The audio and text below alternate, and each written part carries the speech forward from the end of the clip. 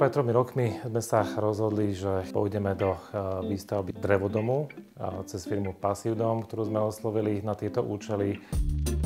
Chceli sme ísť aj do domu, ktorý bude postačovať pre našu rodinu.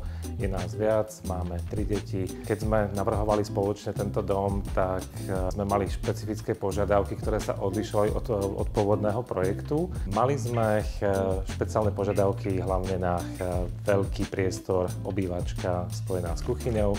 Takisto sme mali požiadavku na oddelenú špajzu, kúpeľne, technickú miestnosť a tak ďalej. Takže v tomto musím povedať, že firma Passivdom nám kompletne vyšla v ústretí a bola schopná ten projekt podľa našich požiadaviek prepracovať a následne realizovať. Čo sa týka celkovej pohody bývania v drevodome, myslím, že sme urobili veľmi dobrý krok. Mali sme aj predchádzajúcu skúsenosť s bývaním v drevodomoch a toto sa nám osvedčilo, že je naozaj dobrý nápad.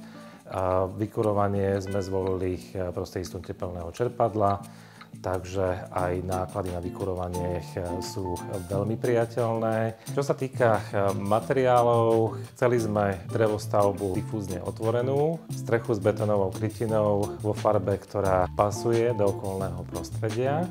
Keďže dom sa nachádza na mieste, kde máme relatívne dosť slnečného svetla, tak sme sa rozhodli pre veľké okná, hlavne v južnej časti. Celková tá pohoda v tom dome, keď slnko svieti, je veľmi povzbudzujúca a tiež aj znižuje náklady na vykurovanie.